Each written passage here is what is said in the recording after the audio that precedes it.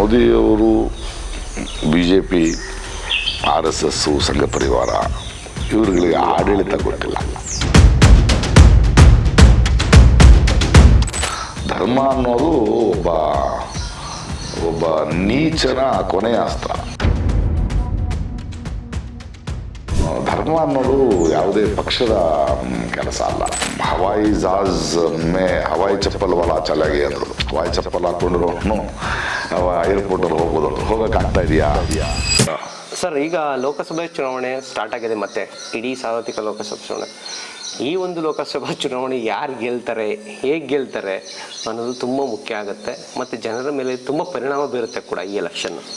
ಈ ಲೋಕಸಭಾ ಚುನಾವಣೆ ನಿಮ್ಮ ದೃಷ್ಟಿಯಲ್ಲಿ ಎಷ್ಟು ಮುಖ್ಯ ಮತ್ತು ಯಾಕೆ? ರಾಜಕಾರಣದಲ್ಲಿ ಸೋಲು ಗೆಲುವು ಯಾವುದೋ ಪಕ್ಷದ್ದಲ್ಲ. ಸರಿಯಾದ ಆಡಳಿತ ಬಂದರೆ ಅಥವಾ ಆಡಳಿತನ ನಾವು ಚುನಾಯಿಸಿದ್ರೆ ಜನ ಗೆಲ್ತಾರೆ. ಸರಿಯಾಗಿ ನಾವು ಆರಿಸ್ತಿದ್ರೆ ಜನ ಸೋಲ್ತಾರೆ. ಸೊ ಇದು ಜನರ, ಪ್ರಜಾಪ್ರಭುತ್ವದ, ದೇಶದ ಗೆಲುವು ಮತ್ತು ಸೋಲಿನ ಪ್ರಶ್ನೆ. ನನ್ನ ಅನುಭವದಲ್ಲಿ ಯಾವುದೇ ವಿರೋಧ ಪಕ್ಷ ಗೆಲ್ಲಲ್ಲ, ಆಡಳಿತ ಪಕ್ಷ ಸೋಲುತ್ತೆ. 5 ವರ್ಷಕ್ಕೊಂದ್ಸಲ ಅವ್ರು ಬಂದು ಹೋಗ್ತಿರ್ತಾರೆ. ನೋಡಿ, ಭಾರತ ದೇಶದಲ್ಲಿ ಸಾಕಷ್ಟು ರಾಜಕೀಯ ಪಕ್ಷಗಳಿವೆ. ಅದಕ್ಕೆ ಅವರ ಸದಸ್ಯರು ಇರ್ತಾರೆ, ಅವರ ಸೈನಿಕರು ಇರ್ತಾರೆ. ಆದರೆ ಜನ ಯಾವುದು ಪಕ್ಷದವರಲ್ಲ. ಒಂದು ಆಡಳಿತ ಪಕ್ಷ ಇದೆ ಅಂದ ತಕ್ಷಣ ಇಡೀ ಭಾರತ ದೇಶ ಆ ಪಕ್ಷದ್ದು ಅಂತ ಹೇಳೋಕ್ಕಾಗಲ್ಲ. ಅವ್ರು ಹೇಳ್ಕೊಂಡು ತಿರುಗ್ತಾ ಇರ್ತಾರೆ. ಅವ್ರಿಗೆ ಪ್ರಜಾಪ್ರಭುತ್ವ ಗೊತ್ತಿಲ್ಲ, ಸಂವಿಧಾನ ಗೊತ್ತಿಲ್ಲ. 10 ವರ್ಷಗಳ ಆಳ್ವಿಕೆ ನೋಡ್ತಾ ಇದ್ದೇವೆ. ಜನರಿಗೆ ಮನವರಿಕೆ ಆಗಬೇಕು ಯಾವ ಥರದ ಒಂದು ಆಡಳಿತ ನಡೆದಿದೆ, ಇವತ್ತಿನ ದೇಶದಲ್ಲಿ ಏನಾಗ್ತಾ ಇದೆ. ಅದು ಬೆಲೆ ಏರಿಕೆ ಇರ್ಬೋದು, ಉದ್ಯೋಗದ ಸಮಸ್ಯೆ ಇರ್ಬೋದು, ಶಿಕ್ಷಣದಲ್ಲಿ ಸಮಾನ ಶಿಕ್ಷಣ ಬಂದಿದೆಯಾ, ಆರೋಗ್ಯದ ಡಿಪಾರ್ಟ್ಮೆಂಟಲ್ಲಿ ಆಗಿದೆಯಾ, ರೈತರ ಸಮಸ್ಯೆಗಳ ಪರಿಹಾರ ಆಗಿದೆಯಾ, ಯುವಕರು ಯಾಕೆ ಒಂದು 10,000 ಕೆಲಸಕ್ಕೆ 50 ಲಕ್ಷ ಜನ ಯಾಕೆ ಅಪ್ಲೈ ಮಾಡ್ತಾ ಇದ್ದಾರೆ, ಕೋವಿಡ್ನಲ್ಲಿ ಜನ ಹೇಗೆ ಹೋದರು, ಇವೆಲ್ಲ ಜನರ ಕಣ್ಣು ಮುಂದೆ ಇದ್ದು ಧರ್ಮ ಬೇರೆ ಮಾಯೆಗಳನ್ನು ಮರೆತು ಆ ಬಿಸಿ ತಟ್ಟಿದ್ರೆ ಅದರ ಪ್ರತಿಕ್ರಿಯೆ ನಿಮಗೆ ಚುನಾವಣೆಯಲ್ಲಿ ಬರುತ್ತೆ.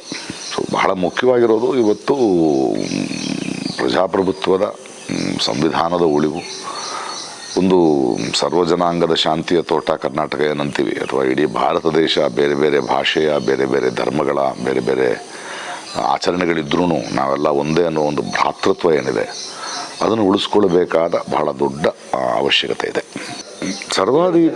ಸರ್ವಾಧಿಕಾರಿಯ ಮತ್ತು ಸರ್ವಾಧಿಕಾರದ ಲಕ್ಷಣಗಳೇ ಹಾಗೆ. ಮೊದಲು ಬಹಳ ರೋಚವಾಗಿ ಕಾಣಿಸುತ್ತದು, ತುಂಬ ಬ್ಯೂಟಿಫುಲ್ಲಾಗಿ ಕಾಣುತ್ತೆ.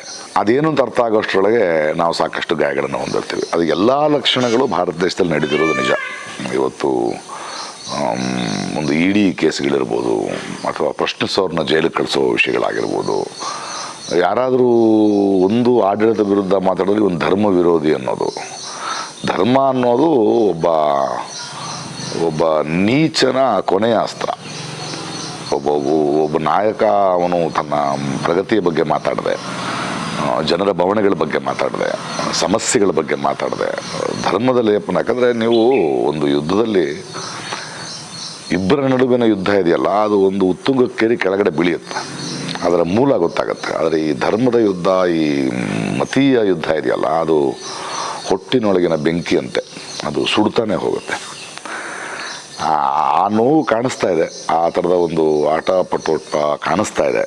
ನನ್ನ ನಂಬಿಕೆ ಈಗಿರುವ ಈ ಸರ್ವಾಧಿಕಾರವನ್ನು ತಲೆದೂರಿದೆ ಅನ್ನೋದು ಭಾಳ ನಿಜ. ಅದು ತುಂಬ ನಿಚ್ಚಳವಾಗಿ ಕಾಣ್ತಾ ಇದೆ.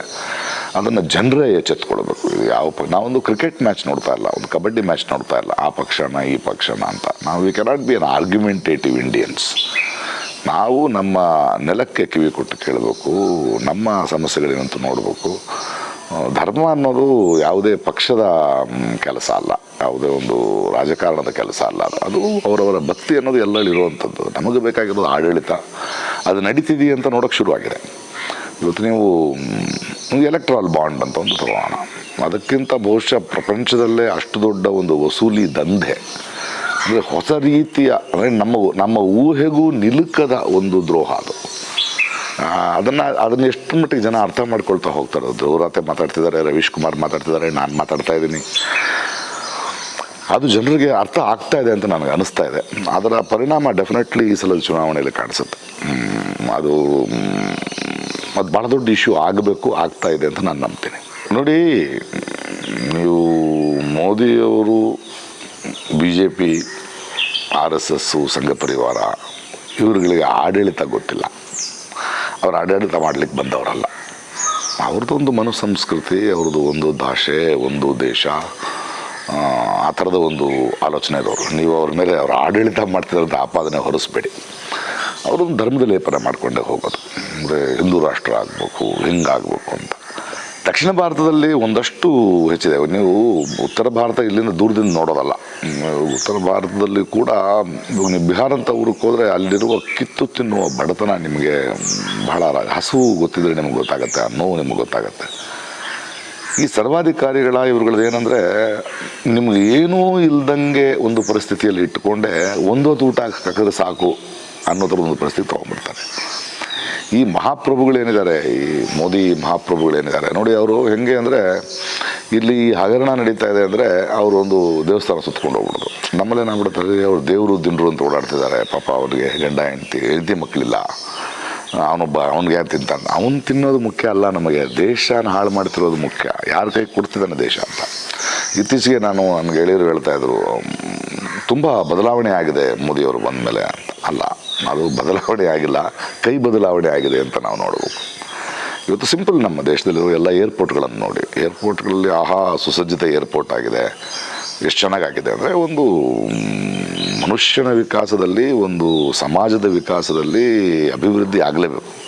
ಅದು ಇವರಿದ್ದರೂ ಆಗುತ್ತೆ, ಇನ್ನೊಬ್ರು ಇಲ್ದಿದ್ರೂ ಆಗುತ್ತೆ. ಯಾಕಂದರೆ ಅದು Paytm ಇರ್ಬೋದು, ಅದು ಆಗಲೇಬೇಕು. ಆದರೆ ಎಲ್ಲ ಏರ್ಪೋರ್ಟ್ಗಳು ಅದಾನಿಗೆ ಕೈ ಬದಲಾಗಿರೋದು ನಾವು ನೋಡಬೇಕು. ಅದು ನಮ್ಮ ದೇಶದ ಸ್ವತ್ತಾಗಿ ಉಳಿದಿಲ್ಲ. ಅದು ಹವಾಯಿ ಜಹಾಜ್ ಹವಾಯಿ ಚಪ್ಪಲ್ ವಾಲ ಚಾಲಾಗಿ ಅಂದರು. ಹವಾಯಿ ಚಪ್ಪಲ್ ಹಾಕ್ಕೊಂಡಿರೋನು ಏರ್ಪೋರ್ಟಲ್ಲಿ ಹೋಗ್ಬೋದು ಅಂದರು. ಹೋಗೋಕ್ಕಾಗ್ತಾ ಇದೆಯಾ ಹವಾಯಿ ಚಪ್ಪಲ್ ಹಾಕ್ಕೊಂಡವನು? ನನ್ನ ಗೆಳೆಯ ಒಬ್ಬನ ಕೇಳ್ದ, ಬಾಯಲ್ಲಿ ಅಂದೆ. ಅವನು ಮಹಾಪ್ರಭುಗಳ ಭಕ್ತ, ಹೀಗೆ ಮಾತಾಡ್ತಿದ್ದ ಪಾಪ. ಅವನು ವಾಟ್ಸಪ್ ಯೂನಿವರ್ಸಿಟಿ ಸ್ಪೆಷಲಿಸ್ಟು. ಅವನನ್ನು ಏರ್ಪೋರ್ಟ್ನಲ್ಲಿ ಕುಂತ್ಕೊಂಡು ಒಂದು ಕಾಫಿ ಆರ್ಡ್ರ್ ಮಾಡು ಅಂದೆ. 300 ರೂಪಾಯಿನ ಅಂದ. ಹೌದು, 300 ರೂಪಾಯಿ ಅಂದೆ. 300 ರೂಪಾಯಿ ದೇಶಕ್ಕೆ ಹೋಗ್ತಾ ಇಲ್ಲ, ನಿಮ್ಮ ಮಹಾಪ್ರಭುವಿನ ಗೆಳೆಯನಿಗೆ ಹೋಗ್ತಾ ಇದೆ. ಇದನ್ನು ನಾವು ಅರ್ಥ ಮಾಡ್ಕೊ.